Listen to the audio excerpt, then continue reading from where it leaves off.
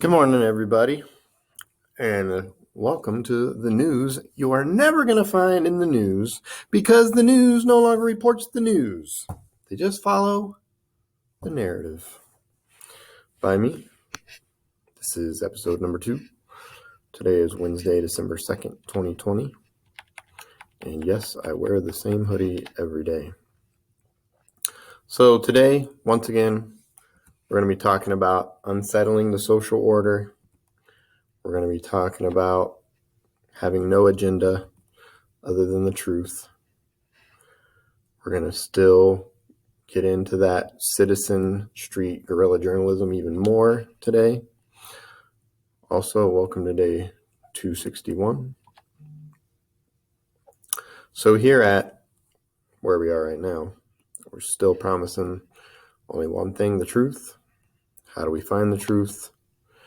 First of all, please do not trust me. Do not trust anyone. Do your own research.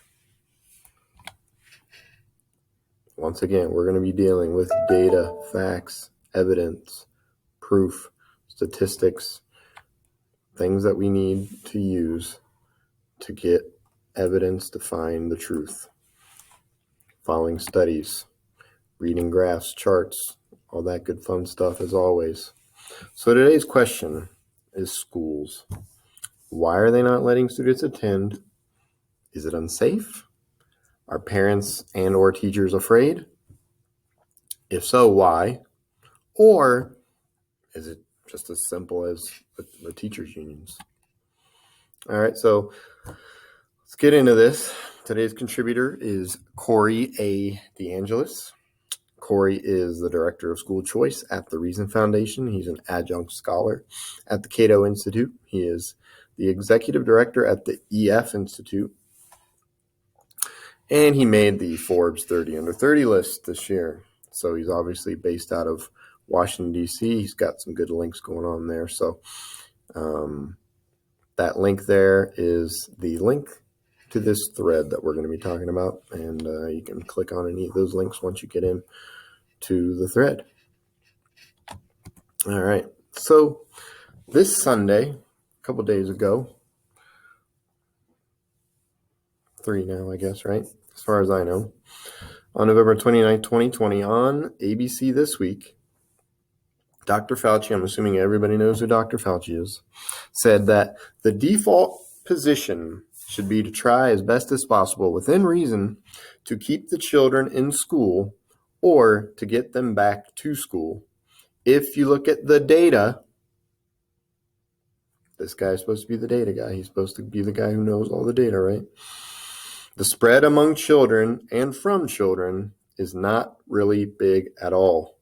If you saw yesterday's episode, there was a lot of evidence, a lot of data, a lot of facts, a lot of studies in there that gave a lot of evidence on how kids don't spread this to each other. They don't spread it to adults. The adults barely even spread it to the adults in the cases and the studies that was in that, all that information from yesterday. The United Nations Children's Fund on November 18th of this year says the data from 191 countries shows no consistent link between reopening schools and increased rates of coronavirus infection. So if you are in the link to the thread, you can have access to this, or you can click the thing that you're seeing on the bottom when I share the show with you guys. Washington Post, November 20th, 2020. Schools are not spreading COVID-19. This new data makes the case. All right. And this data, this article has a lot of graphs and charts in it. And we'll see one later. Another article from The Atlantic. Schools aren't super spreaders. There's these rumors going around there that schools are. Not sure where this comes from. Maybe you guys know. All right. So ABC News Live, November 29th, 2020. Brooklyn Borough President says, I believe we need to keep the schools open at this time. All right. We're talking about New York, right? The place that was hit the hardest. All right, Washington Post again, November 20th.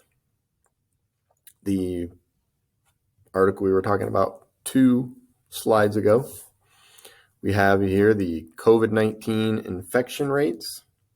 So it says, as we said earlier, in-person schooling does not appear to increase the risk of COVID-19 transmission for staff and students, according to data from the New York State. And here it is from the Washington Post, which has links to all this stuff in the article. In-person schooling does not appear to increase the risk of COVID-19 transmission for staff and students, according to data from New York State. Case rates in schools among elementary and middle school students is lower than the rate in the overall community. So you got blue dots down there. It says each dot represents a group of zip codes. We have the community case rate getting larger from 0 to 30. And we have the school case rate. So that dashed line down the middle, I'm assuming, is kind of the rate of spread in the overall community and how it just is lower in the blue on the right? And there's a lot more graphs and charts in that article when you get to it.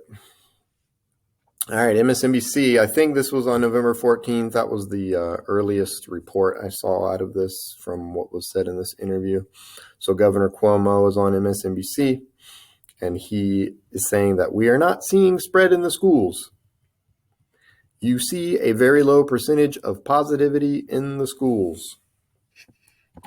All right. So why close the schools?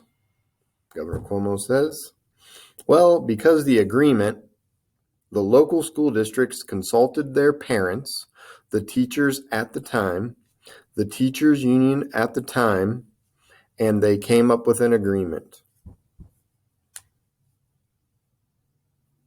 So he mentions parents, he mentions teachers, and he mentions the teachers union. Interesting how he drops that in there. But notice how in all these slides at the bottom, and you'll see if you watch these videos, and the links to the videos are in the thread if you just click the thread where we talked about Mr. DeAngelis. It says USC's 9th straight day of 100,000 plus new infections, right? And then U.S. shatters daily record with 161K plus new cases Thursday. And then we go back to this one. New York City prepares for new surge. So these chyrons, or whatever you want to call them on the bottom, are all there. Some schools close as COVID cases rise. See? Every single one of these chyrons are telling us, essentially fear tactics, in my opinion. Scare tactics. Be scared, be afraid. Cases are rising. All these new cases, all these records are shattering while they're telling us this. So why? The question is why? Why are they showing us all these scary things? And they used to do daily counts on MSNBC until they came back and said that Biden was going to be president, and then all those daily counts went away. So that's interesting too. But the question needs to be asked, and the question needs to be answered. So obviously the point of what we do here is to tell you what the news will never tell you. Obviously these are coming from the news, but at the same time, they're not following up on these types of stories, right? We're getting all these different data, all these different evidence, all these different people coming on the television telling us different things, basically all saying the same story. But do they have shows that present this data, this evidence, that follow up on these questions, that follow up on these answers? No, we just see these chyrons on the bottom talking about how scary it is and how nobody should be going to school. So that might be part of your answer, right? So this was it, man. I made it short and quick and easy and simple. Yesterday was crazy long, so I figured I'd take it easy on everybody today. So once again, have we answered any of these questions? Does anybody have any answers for us? I'm hoping to still do these, of course, and have more data, have more evidence, have more facts, have more ways to hopefully answer some of these questions. But What do you think? Do you still have questions? Do you have counter evidence? I'd love to see it. Please let me know. Thank you for helping us upset the social order. Thank you for helping us push back against the narrative. Hopefully we were able to fulfill our one promise, which was to tell the truth. And once again, do not trust me, anyone, or anyone else. Do your own work out there, because I could be doing nothing but spitting into the wind. Thanks. Have a good one.